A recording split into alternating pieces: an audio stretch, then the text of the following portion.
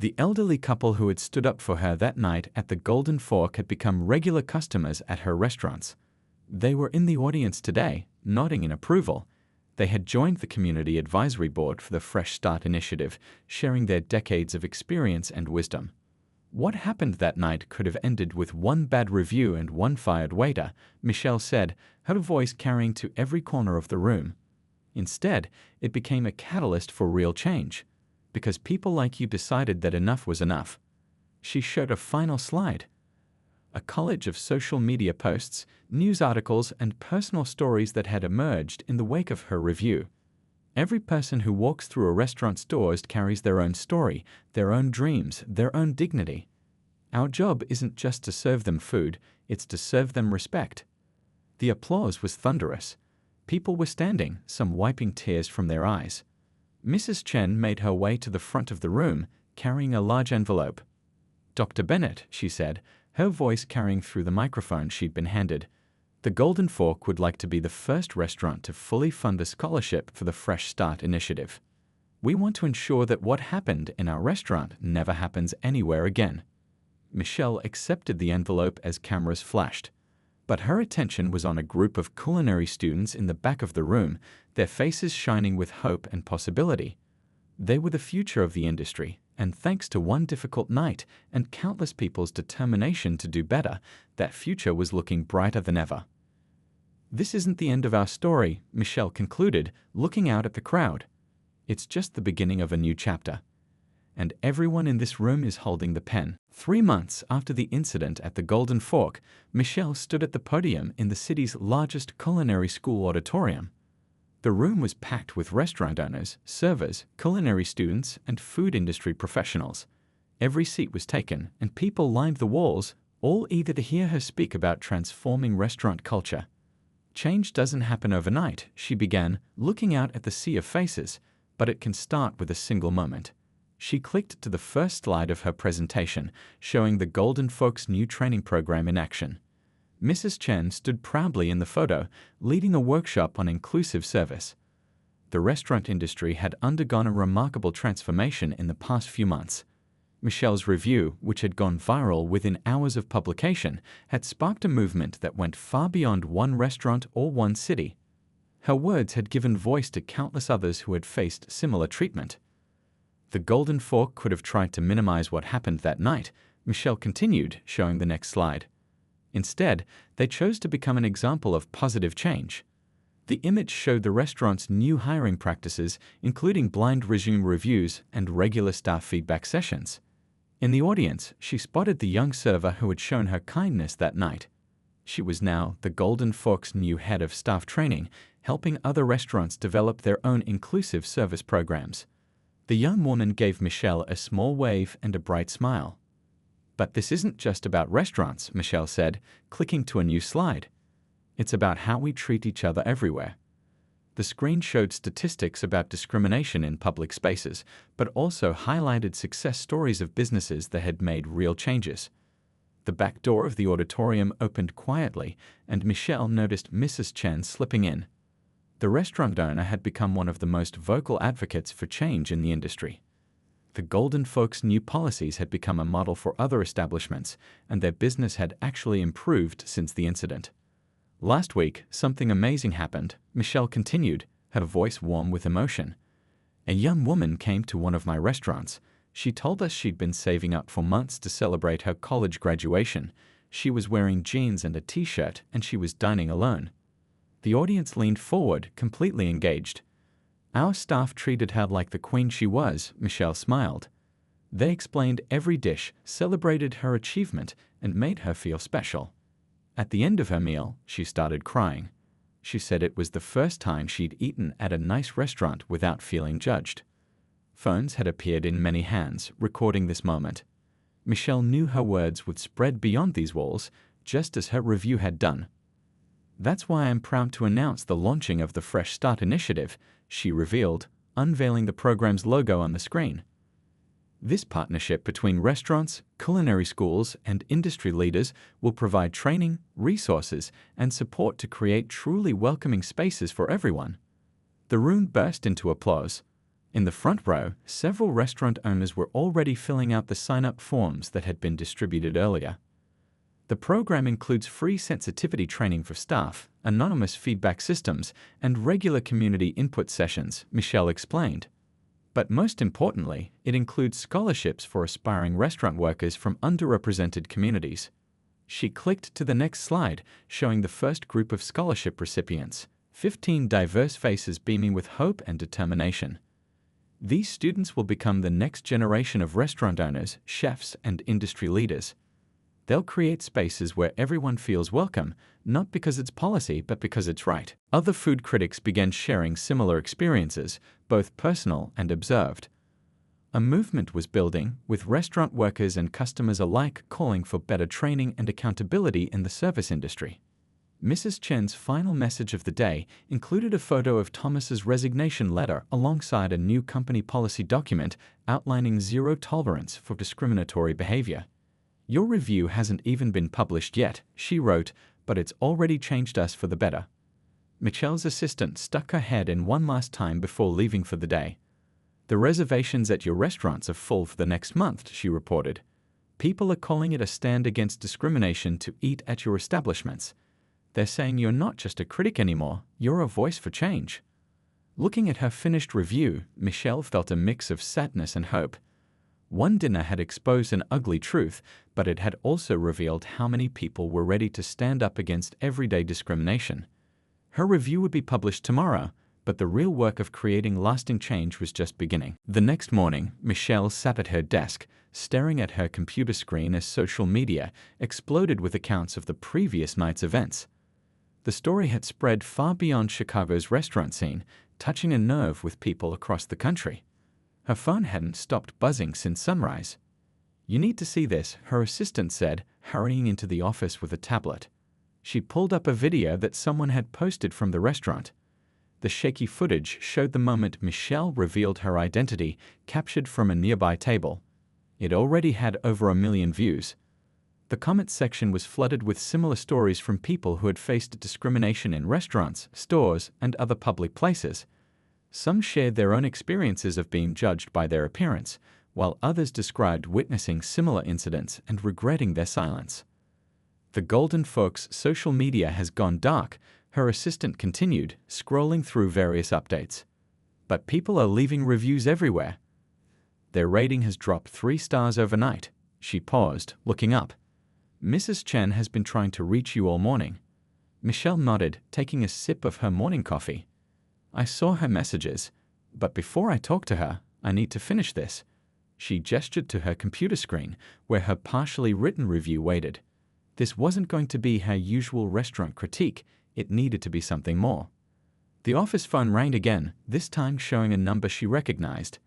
It was the editor of the Chicago Restaurant Review, calling for the 3rd time that morning.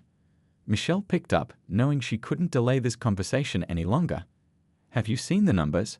Her editor asked without preamble. "Your video has gone viral. Every major news outlet wants to talk to you. This isn't just about one bad waiter anymore, you've sparked a national conversation." Michelle looked at the framed photograph on her wall, showing her standing proudly in front of her first restaurant 10 years ago. "I know," she replied quietly. "That's why my review needs to be perfect. This isn't just about exposing bad service, it's about addressing a problem that affects people every day." Her computer dinged with a new email notification. It was from the young server who had shown her kindness at the Golden Fork. The message was simple but powerful. "Thank you for speaking up." After you left, 5 other employees came forward with similar stories about Thomas.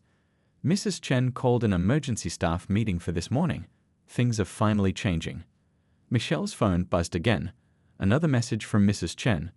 This time, it included a photo of a newly printed sign being installed in the restaurant's entrance. "We pride ourselves on treating every guest with equal respect and dignity." Below the photo was a message. "This is just the beginning. We're implementing mandatory sensitivity training for all staff, starting today." The local news had picked up the story, interviewing other restaurant owners about their policies. Some defensively insisted they treated everyone equally, while others admitted they needed to do better. A few brave owners shared their own experiences of discrimination in the industry. Michelle's assistant appeared in the doorway again. "The culinary school called," she said excitedly. "They want you to give a guest lecture about restaurant culture and inclusivity. And 3 other restaurants have reached out about reviewing their staff training procedures." Looking back at her computer screen, Michelle began to write. This review was meant to be about the Golden Fork's new winter menu. Instead, it became about something far more important: the way we treat each other. While the restaurant's mushroom risotto was perfectly prepared, the bitter taste of discrimination overwhelmed any culinary achievements. She continued writing, describing not just the food and atmosphere, but the subtle ways prejudice can poison what should be a simple pleasure: sharing a meal in a public space.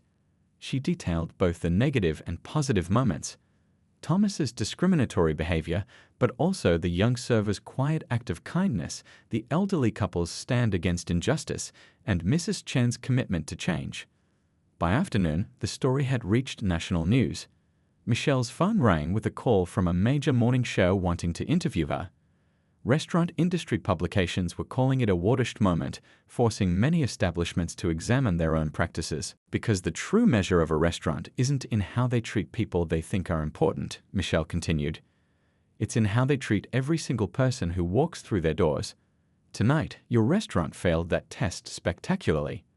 Through the office walls, they could hear the continued buzz of conversation in the dining room. The incident had clearly become the talk of every table. Mrs. Chen winced at the sound, no doubt imagining how quickly the story would spread. "The food tonight was excellent," Michelle said, glancing at her notes. "Your chef's talent is obvious, but a restaurant is more than just its food. It's about creating an experience where every guest feels valued, welcomed, and respected." She looked up, meeting Mrs. Chen's troubled gaze. "Tonight, I was treated like an unwelcome intruder simply because of how I looked." Mrs. Chen's eyes filled with tears. "My parents immigrated here 40 years ago," she said softly. "They faced similar treatment. I promised myself that in my restaurant, everyone would be treated with dignity." She straightened in her chair. "I failed tonight. But I swear to you, this will be addressed immediately." Outside the office, they could hear Thomas's raised voice, apparently arguing with someone. Mrs. Chen stood up quickly, but Michelle held up a hand. "Let me guess, he's explaining that he was just following policy. That he was being careful with expensive orders. That he didn't mean anything by it." Mrs. Chen nodded grimly. "Those excuses won't work anymore. Not tonight. Not ever again." The restaurant manager, Mrs. Chen, moved through the dining room with the practiced grace of someone who had handled countless difficult situations, but even her experienced demeanor couldn't completely hide her growing horror as she approached Michelle's table. Her eyes darted between Thomas's pale face, Michelle's press credentials, and the sea of watching diners, each with their own expressions of anticipation. "Dr. Bennett," Mrs. Chen said, her voice carrying a tremor she couldn't quite hide. I had no idea you were dining with us tonight." She shot a sharp glance at Thomas, who looked like he wanted the expensive marble floor to open up and swallow him whole. "That was the point," Michelle replied calmly, gathering her things.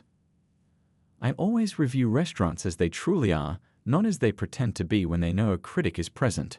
She glanced around the dining room, where phones were still raised, capturing every moment. "Though I must say, this evening has given me much more to write about than just the food." The young couple at the next table had pulled out their own phones, showing each other social media posts that were already spreading like wildfire.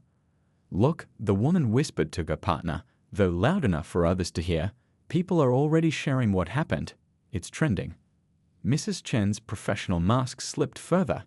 "Please," she said, gesturing toward her office, "would you join me for a moment? I would very much like to discuss this evening with you." Her eyes landed on Thomas again, this time with an intensity that made him take a step backward. "Thomas, you'll wait right here." As Michelle stood to follow Mrs. Chen, other diners began to speak up. The elderly gentleman who had tried to intervene earlier raised his voice. "I've been coming to this restaurant for 15 years, he announced, his words carrying across the now quiet dining room. "What I saw tonight was shameful, simply shameful." The young server who had shown Michelle kindness stepped forward. "Mrs. Chen," she said, her voice shaking but determined, "I want to add that this isn't the first time." Thomas has treated other customers this way before.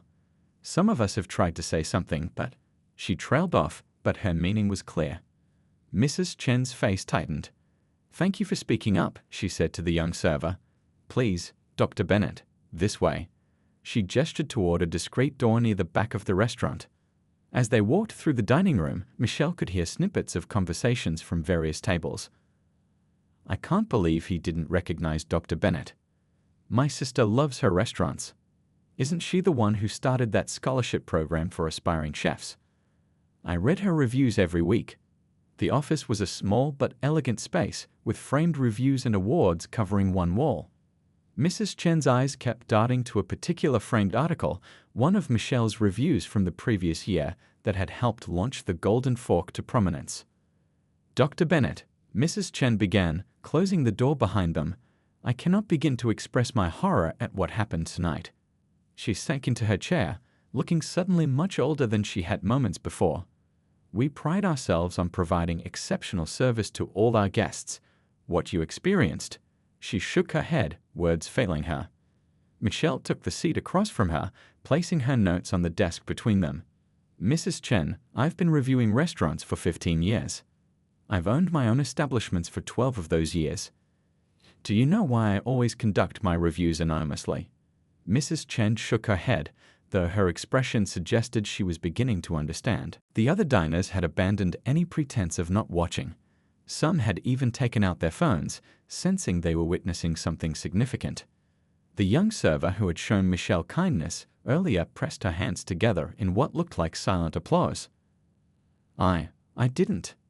Thomas began, but Michelle held up her hand.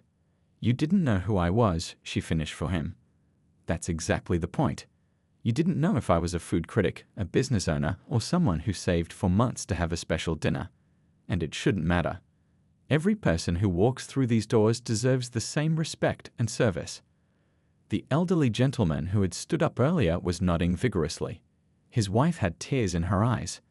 The young couple at the next table were both sitting forward in their chairs, as if watching the final scene of a compelling drama.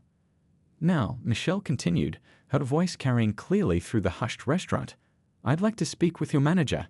And this time, I'm not asking as a customer you've decided isn't worth your time. I'm asking as someone who will be writing a detailed review of this evening for 500,000 readers. Thomas's hand had started shaking so badly that Michelle's credit card slipped from his fingers, clattering onto the table. The sound seemed to break some sort of spell, and suddenly everyone began talking at once. Phones appeared in hands throughout the restaurant, social media coming alive with what they had just witnessed. A movement near the kitchen caught Michelle's eye. A woman in a tailored suit was hurrying toward them, her face a mask of professional concern. The manager had arrived, and judging by her expression, she had already realized just how serious the situation had become. The evening had reached its boiling point. Thomas stood by Michelle's table, holding her credit card between his fingers like it was something unpleasant he'd found under his shoe. The restaurant had grown quieter, the usual dinner chatter giving way to an uncomfortable tension that seemed to fill every corner of the room. I'll need to verify this card again, Thomas announced loudly enough for nearby tables to hear. It's just our policy for certain situations. He didn't even try to hide the disdain in his voice anymore. The couple at the next table exchanged glances of disbelief, the woman's hand covering her mouth in shock. Michelle sat perfectly still, her hands folded calmly on the table. Could you explain what you mean by certain situations? She asked, her voice clear and steady. The question hung in the air like a challenge, causing several nearby diners to stop mid-conversation. Thomas shifted uncomfortably, suddenly aware of all the eyes on him. Well, he started, tugging at his collar, when we have unusual orders. He glanced meaningfully at the empty wine bottle that had cost more than he made in a day. Unusual orders? Michelle repeated, keeping her tone polite but firm. I ordered from your menu just like everyone else here. What exactly makes my order unusual? She could see other servers hovering nearby, some shaking their heads in disapproval at their colleagues' behavior. A young family at a nearby table began gathering their things, the mother quietly telling her children, "We're not coming back here." Her words were clearly audible in the tense silence that had fallen over their section of the restaurant. Thomas's face had turned an interesting shade of red. "Listen," he said, lowering his voice but not his attitude, "we just need to be careful with certain customers. You understand?"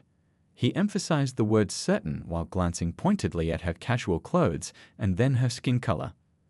The elderly couple whom Michelle had helped earlier stood up abruptly, the gentleman's chair scraping loudly against the floor. "Young man," he called out, his voice carrying the weight of decades of wisdom, "I've seen enough. Where's your manager?" Thomas barely spared them a glance.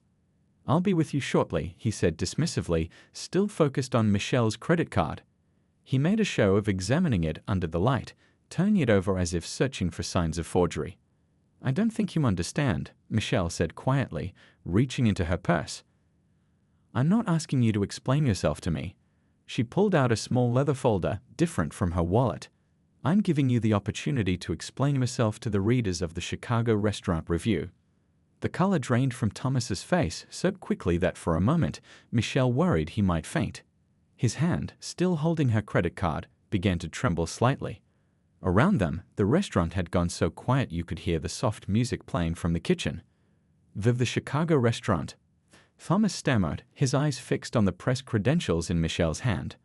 A wine glass crashed somewhere in the background, followed by a hurried apology from another server who had been too busy watching the scene unfold to pay attention to their tray. "Dr. Michelle Bennett," she said clearly, standing up to her full height. "Lead critic for the Chicago Restaurant Review and owner of the Fresh Palate Restaurant Group." She smiled, but it wasn't the same patient smile she'd worn all evening. This one carried the weight of every dismissive comment, every snide remark, and every prejudiced assumption she'd endured. A young server who had been watching the situation all evening finally approached Michelle's table during one of Thomas's absences. "I'm so sorry," she whispered quickly, refilling Michelle's water glass. "We're not all like that here. Some of us actually care about good service." She hurried away before Thomas could return, but her small act of kindness spoke volumes about the impact one person's prejudice can have on an entire establishment. As the evening wore on, Michelle maintained her composure, documenting every interaction, every slight, every double standard in her mental notes. She could see her story taking shape, not just a review of food and ambience, but a deeper examination of how prejudice can poison what should be a simple pleasure, enjoying a meal in a public space. The tension was building toward an inevitable breaking point, and Michelle knew exactly how this evening would end. She just needed one more example of Thomas's behavior to complete the picture she was painting. As if on cue, he approached her table with the check, practically tossing it down before she could even request it. The evening at the Golden Fork continued to unravel like a poorly sewn garment. Michelle sat quietly, watching as Thomas returned with her credit card, holding it between his thumb and forefinger as if it might bite him. His eyes kept darting between the card and her face, clearly struggling to hide his surprise that it hadn't been declined. "Your card, cleared," he announced, trying to maintain his superior tone despite his obvious confusion. "The wine will be out shortly." He turned on his heel without another word, leaving Michelle to observe as he practically sprinted to attend to his other tables. At the table next to her, a young boy tugged on his mother's sleeve. "Mom," he whispered, though loud enough for Michelle to hear. "Why is that waiter being so mean to the lady?" The mother quickly shushed him, but not before throwing an apologetic glance in Michelle's direction. The simple honesty of a child's observation hung in the air, making several nearby diners shift uncomfortably in their seats. Thomas returned with the wine, but his performance of opening the bottle was a far cry from the elegant presentation Michelle had witnessed him give to other tables throughout the evening. He nearly fumbled the cork, and when Michelle reached for the glass to swirl and smell the wine, showing her obvious familiarity with proper wine tasting, his eyebrows shot up so high they nearly disappeared into his hairline. "Is it satisfactory?" he asked, his tone suggesting he doubted she could tell the difference between this fine wine and grape juice. Michelle took her time, properly assessing the wine's bouquet and taste, using the expertise she'd gained from years of owning her own restaurants and reviewing countless others. "It's lovely," she said finally, watching as he practically snatched the bottle away to place it in the wine chiller. She noticed how he positioned it just slightly out of her easy reach, forcing her to ask for assistance each time she wanted a refill, something she'd never seen him do with other tables. As the evening progressed, the tension in their interactions continued to mount. When Michelle ordered the chef's special, a delicate truffle-infused risotto with wild mushrooms, Thomas couldn't hide his smirk. "That's quite ambitious," he said, emphasizing the last word. "Are you familiar with truffle? It's quite an acquired taste." His tone suggested he doubted she'd ever encountered anything more exotic than ketchup. The couple at the next table had now given up any pretense of not watching the situation unfold. The woman was openly frowning at Thomas's behavior, while her partner kept shaking his head in disbelief. Around the restaurant, Michelle could see other diners watching the scene play out, their own meals temporarily forgotten. When the food arrived, Thomas practically dropped the plate in front of Michelle, not bothering with the careful presentation he'd shown to other tables. She watched as he gracefully described each element of a dish to a nearby table, pointing out the subtle flavors and specialty ingredients, while her own plate had been delivered with all the ceremony of a cafeteria lunch. A senior couple at a nearby table tried to catch Thomas' attention for their bill, but he was too busy hovering around a group of well-dressed business people who had just been seated. Michelle noticed how the elderly gentleman's face fell as they were repeatedly ignored. Without missing a beat, she caught the eye of another server and quietly asked if they could help the couple, earning a grateful smile from the older pair. The atmosphere in the restaurant had shifted noticeably. What had started as subtle discrimination had become increasingly obvious to everyone around them. Other servers had begun throwing uncomfortable glances in their direction, some even trying to compensate by offering Michelle extra attention when Thomas wasn't looking. At one point, Michelle overheard a whispered conversation between two servers near the service station. "I can't believe how he's treating her," one murmured. "Someone should say something to management." The other server nodded in agreement, but quickly hushed as Thomas approached. When Michelle asked about dessert, Thomas's response was barely concealed irritation. "Our desserts start at $12, he said pointedly, as if the price alone would deter her. "Though we do have a simple ice cream option that might be more suitable." The wine in her glass was nearly finished, but Thomas had been steadfastly ignoring her attempts to catch his eye for a refill. She watched as he lavishly poured wine for other tables, engaging in animated conversations about vintage and region, while treating her presence as an inconvenience to be endured rather than a guest to be served. "Is it restaurant policy for all orders over a certain amount?" Michelle asked earnestly, "or just for certain customers?" She maintained direct eye contact as she spoke, her voice carrying just far enough to be heard by those nearest to them. Thomas's face flushed slightly. He tugged at his collar, suddenly aware of the attention they were drawing. The couple at the next table had stopped eating entirely, their forks suspended in midair as they watched the interaction unfold. The tension in the air was thick enough to cut with one of the restaurant's expensive steak knives. Michelle could feel the weight of dozens of eyes on them, the quiet murmur of conversation around them dropping to a noticeable hush. This moment, she knew, would become a pivotal point in her review. A perfect crystallization of how discrimination poisons not just individual experiences, but the entire atmosphere of a dining establishment. Little did Thomas know, but his actions weren't just affecting one customer's evening. They were about to impact the entire restaurant's future. Michelle reached for her purse, maintaining her composed demeanor, even as she prepared to take this uncomfortable encounter to its next revealing stage. The waiter approached Michelle's table with slow, measured steps, carrying himself with an air of barely concealed impatience. His name tag read Thomas, and his crisp white shirt and black vest were impeccably pressed, a stark contrast to the wrinkled welcome in his expression. Michelle had seen that look countless times during her 15 years as a critic. The quick once-over, the slight curl of the lip, the immediate assumptions made based on appearance alone. "Water?" he asked flatly, already setting down a glass without waiting for her response. A few drops splashed onto the table as he placed it down, with slightly more force than necessary. Michelle noticed how he didn't bother to wipe them away, something she'd watched him do carefully at other tables just moments before. "Yes, thank you," she replied warmly, maintaining her practiced smile. "And I'd love to hear about your specials tonight." Thomas shifted his weight from one foot to the other, his pen tapping against his order pad. "Well," he began, his tone carrying a hint of condescension, "our regular menu has plenty of more reasonable options." He emphasized the word reasonable while glancing pointedly at her casual attire. "The burger is quite popular." Just then, Michelle watched as he spotted a well-dressed couple being seated at a nearby table. His demeanor transformed instantly, shoulders straightening, face brightening, voice warming like sunshine breaking through clouds. "I'll be right back," he said to Michelle without making eye contact, already turning away. She observed as he practically glided to the other table, pulling out chairs and flourishing menus with theatrical grace. "Good evening. Welcome to the Golden Fork. Can I start you off with our award-winning wine list? Our sommelier has just added some exceptional new vintages." His voice carried clearly across the space, making his earlier interaction with Michelle stand out even more starkly. A young couple at the next table caught Michelle's eye, and she noticed their uncomfortable glances. The woman whispered something to her partner, both of them frowning slightly as they witnessed the disparity in service. Michelle made a mental note of their reaction.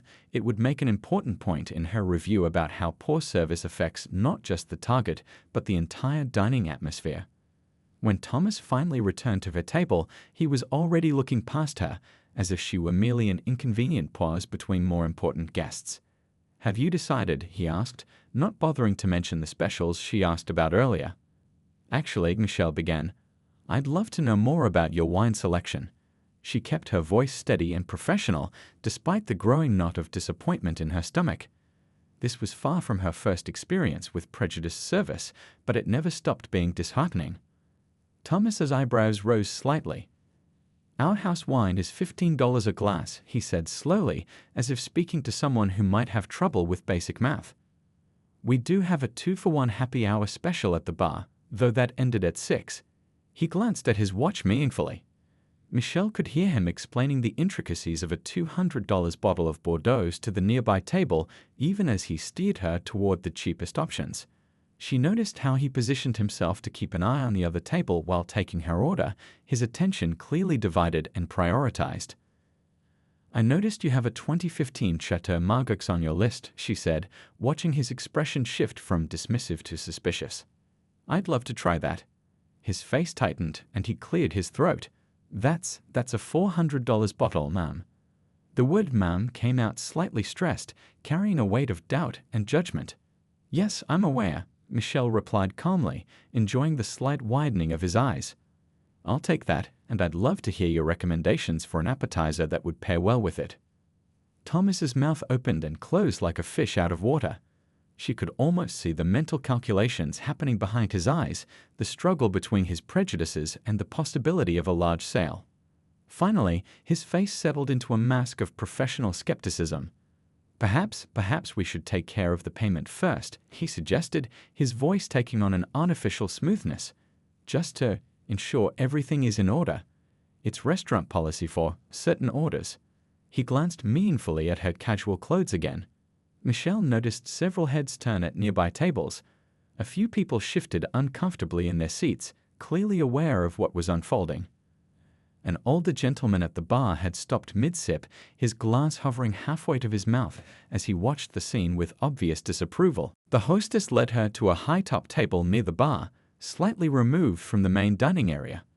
As Michelle settled onto the bar stool, she could see into the elegant main dining room, where several empty tables sat with their crisp white tablecloths and flickering candles. She watched as a well-dressed couple walked in after her and was immediately led to one of those empty tables. Taking out her phone again, Michelle opened her notes app, disguising it as casual texting. The restaurant's warm lighting created an intimate atmosphere, and the soft jazz playing in the background should have made everyone feel welcome. Yet already, she could feel the subtle but distinct difference in how she was being treated. Little did the staff know that every moment, every interaction, every subtle expression was being carefully observed by one of the most influential voices in Chicago's restaurant scene. Michelle settled in, picked up her menu, and prepared herself for what was already promising to be a very revealing evening. The real test would begin when her server arrived, and she didn't have to wait long before she spotted him making his way toward her table, wearing an expression that would have made any experienced critic raise an eyebrow. The evening sun cast long shadows across Chicago's bustling downtown streets as Dr. Michelle Bennett sat in her car, taking one final look at her reflection in the rearview mirror. She smiled at how different she looked today. No designer blazer, no carefully styled hair, just a simple blue blouse and comfortable jeans. As one of the city's most respected restaurant critics and a successful business owner, she'd learned that the best reviews came from experiencing restaurants exactly as regular customers did. The late September breeze carried the first hints of autumn as Michelle walked toward the Golden Fork, an upscale restaurant that had been making waves in the city's dining scene. The familiar excitement of a new review bubbled up inside her as she observed the restaurant's elegant exterior. Warm light spilled onto the sidewalk through large windows, offering glimpses of crystal chandeliers and white tablecloths inside. She'd done this hundreds of times before, walking into high-end restaurants dressed down, playing the role of an ordinary diner. It was her foolproof method of getting an authentic experience. Through the years, she'd built her reputation on honest, detailed reviews that considered every aspect of the dining experience, from the first greeting to the final goodbye. Taking a deep breath of the crisp evening air, Michelle pushed open the heavy glass door. The hostess station stood empty for a moment, though she could hear the gentle clink of glasses and the soft murmur of conversation from the dining room. Around her, the restaurant's decor spoke of old-world luxury. Deep mahogany panels lined the walls, and artwork depicting pastoral scenes hung in ornate frames. A group of diners walked past her toward the exit, their faces glowing with satisfaction, wine, and good conversation. Michelle noticed how the staff rushed to hold the door for them, offering warm smiles and enthusiastic thanks for their visit. She pulled out her phone, pretending to check messages while actually making mental notes about the atmosphere and initial impressions. The scent of truffle and garlic wafted from the kitchen, making her stomach growl softly. She hadn't eaten all day, following her usual routine of arriving hungry to fully appreciate every dish.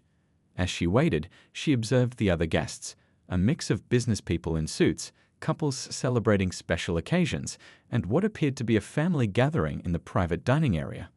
Finally, a hostess appeared, slightly flushed and carrying a stack of menus. Michelle watched as the young woman's eyes scanned over her, taking in her casual appearance.